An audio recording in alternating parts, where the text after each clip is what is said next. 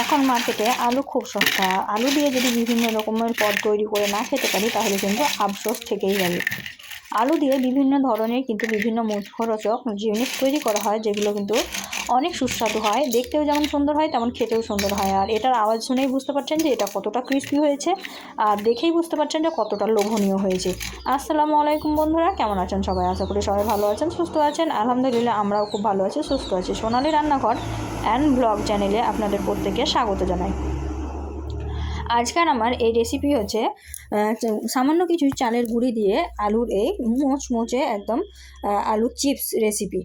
তো এই chips recipe তৈরি করার জন্য আমি এখানে কিন্তু মিডিয়াম সাইজের 2টা আলু নিয়েছি। 2টা না, এখানে 1.5 খান আলু নিয়েছি, তাতে পাতলা পাতলা করে কেটে নিয়েছি। আপনারা দেখেই বুঝতে পারছেন যে কতটা পাতলা হয়েছে।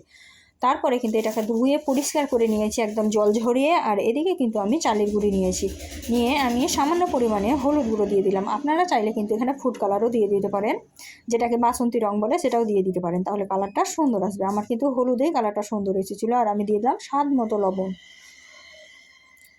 এখন আমি ওপর থেকে দিয়ে দিচ্ছি সামান্য পরিমাণে জিরা ধনিয়া পাউডার। আমি কিন্তু ঘরে থাকা কিছু সামান্য উপকরণ দিয়েই কিন্তু এটা তৈরি করব, কিন্তু খেতে অসাধারণ হবে। আর এখানে আমি দিয়ে দিলাম একটু চাট মশলা, যেটা দিলে খেতে অসম্ভব মজার হয়। আর আমি ওপর থেকে ছোট ছোট একদম ঝিরিঝিরি করে ধনিয়া পাতা অ্যাড করছি। এটা কিন্তু কালারটাও দেখতে সুন্দর হয় আর খেতেও খুব টেস্টি হয়। আর এখন আমি এর মধ্যে অ্যাড করব হচ্ছে লঙ্কা। তো লঙ্কা আমি এখানে কিন্তু কাঁচা লঙ্কা অ্যাড করব। কাঁচা লঙ্কার ফ্লেভার কিন্তু অনেক সুন্দর লাগে। এবার ভাববেন কাঁচা লঙ্কাটা কীভাবে মিক্সড করব। এখানে হাত দিয়ে একটু চটকি মাখিয়ে নিলেই কিন্তু সুন্দর ফ্লেভার অ্যাড হয়ে যাবে, আর ঝাল ঝালও লাগবে, তো খেতেও কিন্তু দুর্দান্ত হবে। আর যেহেতু বাচ্চারা খাবে তাই আমি অল্প পরিমাণের লঙ্কাটা দিয়েছি। আপনারা চাইলে কিন্তু কিছুটা পরিমাণের শুকনো লঙ্কা গুঁড়োও দিয়ে দিতে পারেন, তাতে আর একটু স্পাইসি হয়ে যাবে, তাহলে খেতে ভালো লাগবে বড়দের জন্য। তো আমি এখানে ছোট বাচ্চা বড় সবাই খাবে, তার জন্য আমি 2টো লঙ্কাই দিয়ে দিয়েছি। তো দেখতেই পাচ্ছেন হাত দিয়ে আমি কিন্তু চটকিয়ে দিচ্ছি। আর এটা কিন্তু আমি উনুনে তৈরি করেছি। আর তার জন্য কিন্তু এখানে দেখতেই পাচ্ছেন, এখানে আমি রান্না করছিলাম, রান্না করতে করতে এটা তৈরি করেছি। তার জন্য কিন্তু এখানে আশেপাশে দেখতে পাচ্ছেন মানে সবজি কাটার খোসাগুলো পড়ে আসে। কিন্তু আমরা নিজেরা যেমনভাবে থাকি তেমনভাবেই কিন্তু পরিবেশন করে দেখানোর চেষ্টা করি। আমরা কিন্তু যেমন আমরা তেমন মানে কি বলবো, আমরা তো যেমন তেমনই দেখাবো, তাই না? তো এখন আমি অল্প পরিমাণে জল অ্যাড করব আর হাত দিয়ে ভালোভাবে মাখিয়ে নেব। এটা কিন্তু নর্মাল জল, আপনাদের কিন্তু টেনশন করার দরকার নেই, এখানে নর্মাল জল ব্যবহার করলেই হবে। তো আমি অল্প অল্প করে জল ব্যবহার করছি, কারণ হচ্ছে একবারে বেশি দিলে কিন্তু বেশি পাতলা হয়ে যেতে পারে ব্যাটারটা, তখন কিন্তু আবার ক্রিস্পি হবে না। আর খুব কিন্তু গাঢ় করলেও হবে না, তখন কিন্তু ওপর থেকে লেয়ারটা অনেক মুচমুচে হয়ে যাবে, শক্ত হয়ে যাবে, তখনও কিন্তু ভালো লাগবে না, আর ভিতর থেকে আলুটা ভালোভাবে সিদ্ধ হবে না। তো তার জন্য কিন্তু এইরকম পাতলা ঠিক দেখে বুঝে নিতে হবে। আমি দেখাচ্ছি, দেখুন, দেখে একটু বুঝে নিতে হবে থিকনেসটা কেমন হবে। তো এইরকম হবে। আর এখন আমি আপনাদেরকে আলু ডুবিয়ে দেখিয়ে দিচ্ছি যে কেমন হবে। আপনারা চাইলে কিন্তু এখানে সামান্য পরিমাণে বেসন ব্যবহার করতে পারেন। তো সেই সময় কিন্তু আমার কাছে বেসন ছিল না, তাই ব্যবহার করিনি। আপনারা বেসনটা ব্যবহার করবেন, তাহলে কিন্তু আরেকটু পারফেক্ট হবে। তো এই তো শুধুমাত্র চালের গুঁড়ি দিয়ে আমি আলুটাকে ডুবিয়ে নিলাম। এই তো দেখতেই পাচ্ছেন, এইভাবে কোট পড়ে যাবে একটা পাতলা।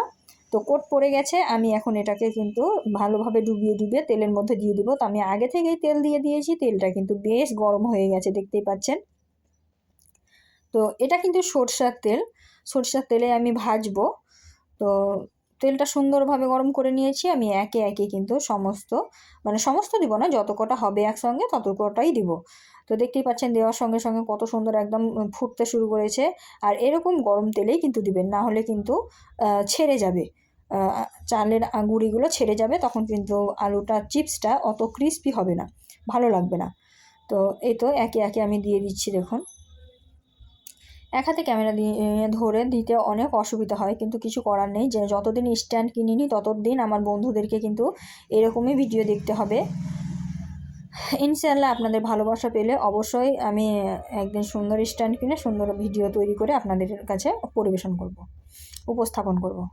তো এই তো দেখতেই পাচ্ছেন একে একে আমি 4 থেকে 5টা চিপস দিয়ে দিলাম। ওই যে ব্যাটার তৈরি করে রেখেছিলাম সেই ব্যাটারে ডিপ করেই কিন্তু আমি দিয়ে দিয়েছি। আর আশেপাশে কিন্তু গাড়ির অনেক আওয়াজ পাবেন, গাড়ি যাওয়ার। কিছু মনে করবেন না, গাড়ি তো আসা যাওয়া করতেই থাকে, ভয়েস দিতেও খুব অসুবিধা হয়, কিন্তু এটাকে কিন্তু আমার ব্যাকগ্রাউন্ড মিউজিক হিসেবে একটু শুনে নেবেন। তো এই তো দেখতেই পাচ্ছেন আমি ভালোভাবে কিন্তু উল্টিয়ে পাল্টিয়ে দিচ্ছি, বারবার উল্টিয়ে পাল্টিয়ে সুন্দর করে একটা কালার আসা পর্যন্ত ভাজা ভাজা করে নেবেন। তাহলেই কিন্তু এটা অনেক ক্রিস্পি হবে আর ভিতরে একদম সফট হবে, আলুটা সফট হবে। এটা কিন্তু ভাববেন না যে ভিতরে আলুটা ক্রিস্পি হবে, না, আলুটা আমি ক্রিস্পি করব না।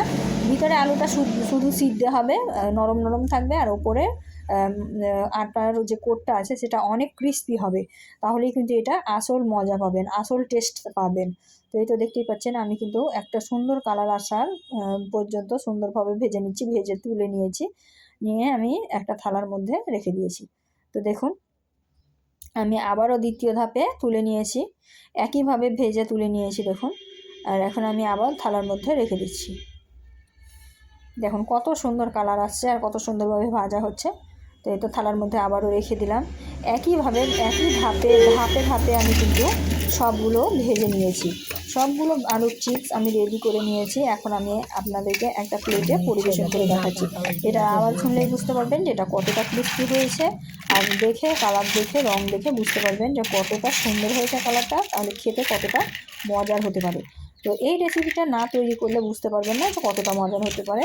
তাই অনুরোধ করব বাড়িতে একবার হলেও তৈরি করে দেখবেন। খুব বেশি উপকরণ লাগে না, অল্প উপকরণে তৈরি হয়ে যায় ও অসম্ভব মজার একটা জিনিস। তো যদি ভালো লেগে থাকে অবশ্যই লাইক শেয়ার করে কমেন্ট করতে ভুলবেন না। আর এই ধরনের নিত্য নতুন রেসিপি পাওয়ার জন্য আমার চ্যানেলটিকে অবশ্যই সাবস্ক্রাইব করে দেবেন, আর পাশে থাকা বেল আইকনটিকেও প্রেস করে দেবেন, তাতে করে নিত্য নতুন রেসিপির নোটিফিকেশানগুলো আপনাদের কাছে চলে যাবে। তো আজকে এই পর্যন্ত, দেখা হবে এই ধরনেরই আমি নিত্য নতুন রেসিপি নিয়ে পরবর্তী ভিডিওতে। তো ততক্ষণ সবাই ভালো থাকবেন, সুস্থ থাকবেন, আর আমার জন্য সবাই একটু দোয়া করবেন। খোদা হাফিজ।